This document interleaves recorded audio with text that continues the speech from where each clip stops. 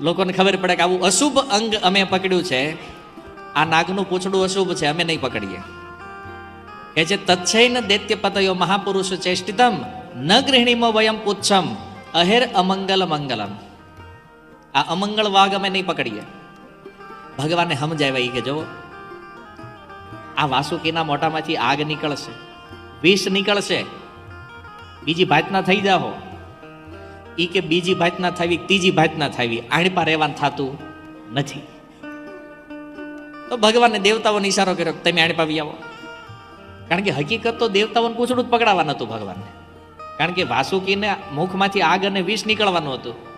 પણ ભગવાનને ખબર ને અસુરો એટલે ઊંધો જ હાલે. આસુરી સ્વભાવનો માણા હોય ને એને તમે ગમે કે ઊંધો જ હાલે. ભગવાનને ઈશારો કર્યો એ મોઢું મૂકો આણપા હોય કે તમે. દેવતાઓ બધા પૂંછડી બાજુ આવ્યા, અસુરો બધા મોઢા બાજુ.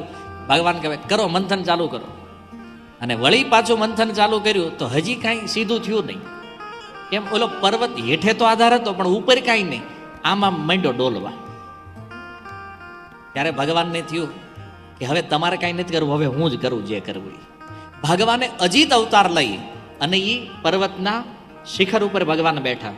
નીચે કુર્મા અવતાર, ઉપર અજીત અવતાર. અને એ મંથાનીને સ્થિર કરી અને ભગવાન હવે ઉપરથી ઇન્સ્ટ્રક્શન આપતા હતા, હવે આ ચાલુ કરો મંથની કે. અને પછી તો મંથન થવા લાગ્યું. મંદરાચલ એવો ભયાનક રૂપથી અવાજ કરે છે અને ભગવાન કુર્મને તો લાગ્યું જાણે આમ પીઠ ઉપર કોઈ ખંજોળતું હોય ને ધીમા ધીમા હાથે, એવું લાગે છે. આ રીતે દેવતાઓને અને અસુરોને પ્રોત્સાહિત કરી અને ભગવાને બંનેની અંદર શક્તિનો સંચાર કરી આ સમુદ્ર મંથન પ્રારંભ કરાવ્યું. આ રીતે જ્યારે મંથન પ્રારંભ થયું ત્યારે સૌથી પહેલા હલાહલ વિષ નીકળ્યું. આ એટલું ઉગ્ર વિષ હતું કે આની સ્મેલ પણ કોઈ લઈ લે તો વ્યક્તિનું મૃત્યુ થઈ જાય. અને વિષ નીકળ્યું તો એ મોઢું પોચડું બધું મૂકીને દેવતાઓના બે મંડ્યા ભાગવા. એ કે આ વિષ કદાચ આપણને જ ન મારી નાખે. ત્યારે ભગવાનને પૂછ્યું કે હવે આનું કરવું હું, આ વિષનું કંઈક કરો, નકર આ તો મંથન થતા પહેલા જ અહીં બધું કાર્યક્રમ પૂરો થઈ જાય. પણ ભગવાનને તો ખબર હતી હજી પ્રોગ્રામ લંબાવવાનો છે. એણે કીધું એક કામ કરો, શિવજી પાસે જાઓ અને શિવજીને જઈને પ્રાર્થના કરો આ વિષ પીવા માટે. આવ્યા બધા દેવતાઓ અને શિવજીને પ્રાર્થના કરતા કહે છે પ્રજાપતય ઉચુઃ દેવ દેવ મહાદેવ ભૂતાત્મન ભૂત ભાવન ત્રાહિનઃ શરણાપન્ના ત્રૈલોક્ય દહનાદ્વિષાદ. હે દેવોના આરાધ્ય મહાદેવ, સમસ્ત પ્રાણીઓના જીવનદાતા છો આપ. અમે તમારી શરણમાં આવ્યા છીએ. ત્રણેય લોકને ભસ્મીભૂત કરવા વાળું આ જે વિષ છે આનાથી તમે અમારો ઉદ્ધાર કરો. શિવજી કહે છે, સ્તુતિ તો ઘણી મોટી કરી છે દેવતાઓએ, પણ શિવજી કહે છે એક કામ કરો, હું પાર્વતીને પૂછી લઉં. હા, શિવજી ગૃહસ્થ છે અને પત્ની ધર્મ પત્ની છે, તો ધર્મના કાર્યમાં પત્નીની સલાહ જરૂર લેવી જોઈએ. ભગવાન શિવ શીખવે છે. નકર એને ઝેર પીવાનું હતું, પાર્વતીનું હુકમ પૂછવું જોઈએ. પણ દેવતાઓના સંકટને જોઈ શિવજી ગયા માતા પાર્વતી પાસે અને પાર્વતીજીને જઈને કહે છે હે ભવાની, ઘણા દુઃખની વાત છે. જોવો, આ સમુદ્ર મંથનથી નીકળેલું આ કાલકૂટ વિષ, આના કારણે આ પ્રજા ઉપર કેટલું મોટું સંકટ આવ્યું છે અને કોઈ પણ રીતે આ લોકો પોતાના પ્રાણ બચાવવા ઈચ્છે છે. એટલા માટે મારી શરણમાં આવ્યા છે. જુઓ, આ જીવ એકબીજાથી વેર બાંધીને મોહિત થઈ રહ્યા છે. દેવતાઓ માને છે અસુરો એના શત્રુ છે, અસુરો માને છે દેવતાઓ એના શત્રુ છે. પણ એમની ઉપર જે કૃપા કરે છે, આવા દુખી જીવ ઉપર જ્યારે કોઈ કૃપા કરે, કે જે પુંસઃ કૃપયતો ભદ્રે સર્વાત્મા પ્રિયતે હરિ. દુખી જીવ ઉપર જ્યારે કોઈ કૃપા કરે તો એની ઉપર ભગવાન કૃષ્ણ પ્રસન્ન થાય છે. અને જ્યારે ભગવાન પ્રસન્ન થઈ જાય ત્યારે આ ચર અચર જગત સહિત હું પણ પ્રસન્ન થઈ જાઉં. સ્વયં ભગવાન શિવ બોલી રહ્યા છે, પ્રીતો હરો ભગવતી પ્રિય અહમ સચરાચર. શિવજીને પ્રસન્ન કરવા હોય કૃષ્ણને પ્રસન્ન કરી લો. શિવજી પ્રસન્ન, હમણાં જ હું આ વિષનું પાન કરું છું જેથી પ્રજાનું કલ્યાણ થાય. અને પાર્વતીજીને તો કાંઈ ના પાડવાની હતી નહીં. પાર્વતીજી પોતાના પતિના પ્રભાવને જાણે છે. અને આ રીતે ભગવાન શિવ પોતાની બે હાથ અંજલિ ધારણ કરી એ વિષને એમાં ધારણ કર્યું. અને એ વિષ જ્યારે શિવજીએ પીધું તો શિવજી વિચાર કરે છે કે જો આને હું પી જાઉં તો મારી અંદર જ સમસ્ત સૃષ્ટિ છે, તો આ તો આમે મરી જાય બધા, અને જો બહાર કાઢીશ તો પણ મૃત્યુ થવાનું છે. આવો વિચાર કરી અને શિવજીએ વિષને પોતાના ગળામાં અટકાવી દીધું. પણ જો એ કેટલું ખતરનાક વિષ હશે. શિવજી ઉપર પણ એનો પ્રભાવ પડ્યો અને શિવજીનો એ જે કંઠ છે ને એ નીલા રંગનો થઈ ગયો અને શિવજીનું નામ થયું નીલકંઠ. બોલો નીલકંઠ મહાદેવ કી. આચાર્યગણ કહે છે કે શિવજીએ વિષને ગળામાં શું કામ રાખ્યું? કારણ કે એ જ કંઠથી ભગવાનનું નામ નીકળે છે, અને જ્યાં હરિનામ હોય ત્યાં વિષ એનો પ્રભાવ બતાવી શકતું નથી. એટલે શિવજીને છું કે આને ગળામાં રાખવું ઠીક છે, કારણ કે હરિનામના પ્રભાવથી આની મારી ઉપર પણ અસર નહીં થાય. અને જુઓ, ભગવાનના નામમાં એ શક્તિ છે. મીરાએ પણ વિષ પીધું ને, પણ એના કંઠમાં પણ કૃષ્ણ નામ હતું, તો એ વિષ પણ અમૃત બની ગયું. તો શિવજી પણ નિત્ય નિરંતર ભગવાનનું નામ જપ કરે છે.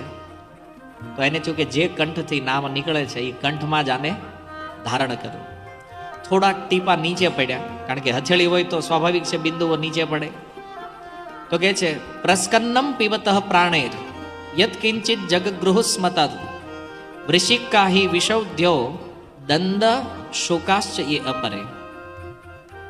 જે થોડુંક ઝેર નીચે ટપક્યું, અમુક વીછીએ ગ્રહણ કર્યું, સાપે ગ્રહણ કર્યું, અને અન્ય જેટલી ઝેરી ઔષધિઓ છે આ બધાએ થોડું થોડું આ વિષને ગ્રહણ કર્યું.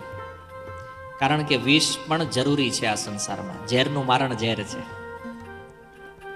તો આ રીતે શિવજીએ વિષપાન કરી અને દેવતાઓને સંકટથી બચાવી લીધા. વળી પાછા ક્ષીર સમુદ્રના તટે ભેગા થયા. અને હવે તો ડબલ ઉત્સાહથી, કેમ? કારણ કે મેન સંકટ હતું એ વયું ગયું. હવે ડબલ ઉત્સાહથી જેવું મંથન પ્રારંભ કર્યું, કામધેનુ ગાય પ્રગટ થઈ. અસુરોએ કીધું અમારે જોતી છે.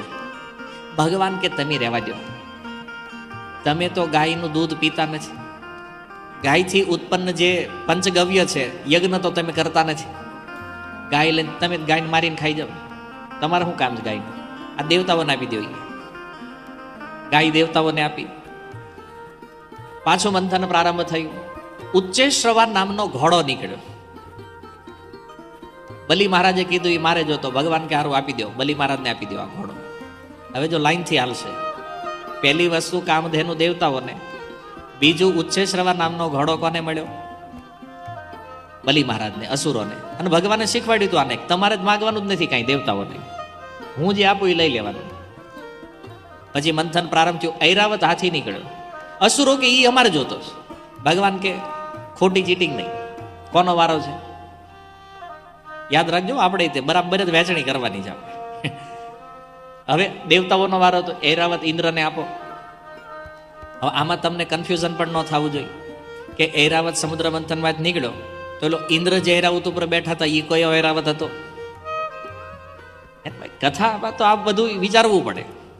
તો જો ઐરાવત જે છે ને, એ જે ઇન્દ્ર બને એની પાસે મૂળ ઐરાવત એક હોય જ છે. એવું નથી કે સમુદ્ર મંથનમાંથી નીકળ્યો ત્યારે જે ઐરાવત થયો છે. જેવી રીતે ભગવાન કૃષ્ણ અહીંયા આવ્યા, પ્રભાસ ક્ષેત્રમાં સમુદ્રમાં ગયા ગુરુપુત્રને લેવા, ત્યાંથી પાંચજન્ય શંખ. તો ધ્રુવને જે શંખ ગાલે અડાડ્યો એ કયો શંખ હતો ભાઈ? હે ને? તો આ દિવ્ય આયુધો છે. ભગવાન જ્યારે અવતાર લે છે ત્યારે એના આયુધો પણ અવતરિત થાય છે. એટલે આમાં સંશય ન રહેવો જોઈએ, કન્ફ્યુઝન ન હોવું જોઈએ કે આ ક્યાંથી આવ્યું. આવું બતાવીને જ આવી ધર્મીઓ આપણને કે જો આ તમારું ખોટું છે. પણ યોગ્ય ગુરુ પાસેથી જો શ્રવણ કર્યું હોય તો વાંધો નહીં આવે. તો ઐરાવત નામનો હાથી ઇન્દ્રને આપ્યો. ઉજ્જવળ વર્ણ, 4 મોટા મોટા દાંત, કૈલાસની સુંદરતાને પણ હરણ કરે એવું ઐરાવતનું સ્વરૂપ હતું ઇન્દ્રને. પછી પાછું મંથન શરૂ થયું. કૌસ્તુભ મણિ નીકળ્યો. અસુરો કે એ અમારે જોતો જ. ભગવાન કે તમે બેય અત્યારે સુધી લીધું, મારું કાંઈ નહીં. આમાં મેન મહેનત તમારી છે. પર્વત ઉઠાવીને લાવ્યો, તમને જીવતા કર્યા, શક્તિ આપી, તો મારા ભાગમાં તો બધા કીધું સારું હાલો આ મણિ ભગવાનને આપી દો. સમુદ્રના કિનારે પડ્યો એ મણી, મોટો જબર, અને ભગવાને એને ગળામાં ધારણ કરી લીધો. આપણે કોઈ પેન્ડલ પહેરવું હોય તો ચેન જોઈએ, ભગવાનને ચેનની જરૂર નથી. કૌસ્તુભ મણી સ્વતઃ વિદ્યમાન છે ભગવાનના કંઠમાં. જ્યારે ભગવાન ઈચ્છે ત્યારે પ્રગટ થઈ જાય, જ્યારે ઈચ્છે ત્યારે પાછો અંતર્ધ્યાન થઈ જાય. કૌસ્તુભ પદ્મરાગ મણી ભગવાને લીધો. ત્યાર પછી કલ્પ વૃક્ષ નીકળ્યું. કોનો વારો હતો હવે? દેવતાઓનો? અસુરોનો? હા, એનો મતલબ ઘણા ધ્યાનથી સાંભળે છે, આમાં વાંધો નહીં. અસુરોનો વારો હતો. એણે કીધું આ વૃક્ષ, ભગવાને કીધું એટલે ઝાડવું લઈને તમે શું કરશો? પાંદડા ખરશે, વાળવું. એને ખબર નથી આ કલ્પવૃક્ષ શું છે. ભગવાન આને સ્વર્ગ જવા દો. આ અસુરે કીધું અમારે નથી જોતું, કે ઝાડવાને શું કરવું છે. ત્યાર પછી અપ્સરાઓ નીકળી. એ અસુરો કે અમારે જોતી. ભગવાન કે ખોટી વાત નહીં, ઝાડવું તમારા ભાગમાં હતું, પણ એ કે અમે લીધું નહીં, તમે પાસ કર્યું છે. આપણે ગેમમાં પાસ કરતા હોય ને, વારો કાયદેસર કોનો? દેવતાઓનો. તો અપ્સરાઓ કોને મળશે? દેવતાઓને. અપ્સરાઓ સ્વર્ગમાં. અને પછી મંથન થયું અને લક્ષ્મીજી પ્રગટ થયા. હવે લક્ષ્મી કોને ન જોતી હોય ભાઈ? આમાં તો બધાએ કીધું અમારે જોઈ, અમારે જોઈ. ભગવાન કે મથવા દો આને, કાંઈ કહેવું નથી આપણે. ભગવાન એક બાજુ ખૂણામાં જઈને બેસી ગયા. અને લક્ષ્મીજી પ્રગટ થયા તો બ્રહ્માજી આવ્યા. બ્રહ્માજી આવીને બધી દેવીઓએ સાથે મળી અને લક્ષ્મીજીનો અભિષેક કર્યો. અભિષેક કરી અને બ્રહ્માજીએ એક સુંદર વરમાળા એમના હાથમાં આપી અને કીધું કે હે દેવી, આમાંથી તમને જે યોગ્ય લાગે એ વરનું ચયન તમે કરી લો તમારી જાતે. વિશ્વમાં સૌથી પહેલો સ્વયંવર લક્ષ્મીજીનો થયેલો. બ્રહ્માજીએ વરમાળા આપી અને ઓલા બધા લાઈનમાં બેસી ગયા, જેટલા અસુરો હતા, દેવતાઓ હતા, બધા. અને લક્ષ્મીજી માળા લઈને નીકળ્યા. જેને જેને જોવે ને એમાં દોષ દેખાય એને. ઇન્દ્ર તો કે આને આ ઘરની બહાર આંટા મારે, આને ક્યાં ઘરનું ઘર છે કે રિજેક્ટ. સૂર્યદેવને જોયા કે આ હંમેશા તપેલા જ રહે, આ ઘરવાળા હારા નહીં. ચંદ્રદેવ પાસે ગયા તો કે આ ઠંડા જ રહી ગયા, આ કામના નથી. વાયુદેવી કે આ તો ક્યારેક દેખાય ને ક્યારેક ગાયબ થઈ જાય, આ કામના નથી. અને આમ કરતા કરતા બધા દેવતાઓના ગુણ દોષ જોતા જોતા લાગ્યું આ કઈ કામના નથી. અસુરોની લાઈનમાં જોયું તો એ કે આવડા તો આમનામાં કામના નથી, આના ગુણ સારા નથી, કોઈના સ્વભાવ સારા નથી, કોઈના કુળ સારા નથી. આવું બધું વિચાર કરતા કરતા દોષ જોતા જોતા લક્ષ્મીજી હાલ્યા. શિવજી ઉપર દ્રષ્ટિ પડી. એ કે આમાં, એ કે આને ગળામાં સાપ છે, આમાં રોજ ખતરો રહી જાય. હકીકત શિવજીનો વેશ કોઈ અમંગળ નથી, પણ લક્ષ્મીજીને એ દોષ દર્શન થઈ રહ્યું છે. અને અંતે એની નજર પડી ભગવાન નારાયણ ઉપર. તો એને નારાયણમાં દોષ દેખાણો. લક્ષ્મીજી શું જોવે? એ કે અહીં જેટલા બેઠા છે એ બધાને મારી હારે વિવાહ કરવા છે, મારે આ નારાયણ હારે વિવાહ કરવા છે, એ મારે હામું નથી જોતા. ભગવાનને કોઈ મતલબ નથી કોઈનાથી. તો લક્ષ્મીજી જયારે એવો વિચાર કર્યો, લક્ષ્મીજી કે ઈ ભલે ન જોવે, આપણે કરવા છે, જઈને વરમાળા નાખી દીધી એના ગળામાં. બોલો લક્ષ્મી નારાયણ ભગવાન કી. લક્ષ્મીજી જેવી ભગવાનના ગળામાં માળા નાખી અને ભગવાન લક્ષ્મી નારાયણના વિવાહ થયા. અને આ બાજુ લક્ષ્મીજી જ્યારે નારાયણ સાથે વિવાહ કરે તો લક્ષ્મીજીએ દેવતાઓ ઉપર કૃપા કરી. અને જેવી લક્ષ્મીજીની કૃપા થઈ, દૈત્ય દાનવોની ઉપેક્ષા કરી, ત્યારે એ બધા અસુરો, દૈત્યો શક્તિહીન, ઉદ્યોગહીન, નિર્લજ્જ, લોભી અને લાલચુ થઈ ગયા. અને લક્ષ્મીજી જે દેવતાઓ ઉપર કૃપા કરી તો એ બધા શક્તિથી પરિપૂર્ણ, ઉદ્યોગ સાહસિક, લજ્જાયુક્ત અને નિષ્કામ બની ગયા, કોઈ લાલચ વગર. અને આ ગુણો સાથે ફરીથી જ્યારે સમુદ્ર મંથન પ્રારંભ થયું, વારુણી દેવી પ્રગટ થઈ. એ વારુણી દેવી અસુરોને આપવામાં આવી. અને ત્યારબાદ સુખદેવજી કહે છે કે મંથન પ્રારંભ થયું. અમૃતા પૂર્ણ કલશમ બિભ્રદ વલય ભૂષિત સવે ભગવત સાક્ષાત વિષ્ણોર અંશાંશ સંભવ. સુખદેવ ગોસ્વામી કહે છે અમૃત પૂર્ણ કલશમ, અમૃતના કળશને હાથમાં લઈ અને ભગવાન વિષ્ણુના અંશ ભગવાન ધન્વંતરીનું પ્રાગટ્ય થયું, જે આયુર્વેદના પ્રણેતા છે. બોલો ધન્વંતરી ભગવાન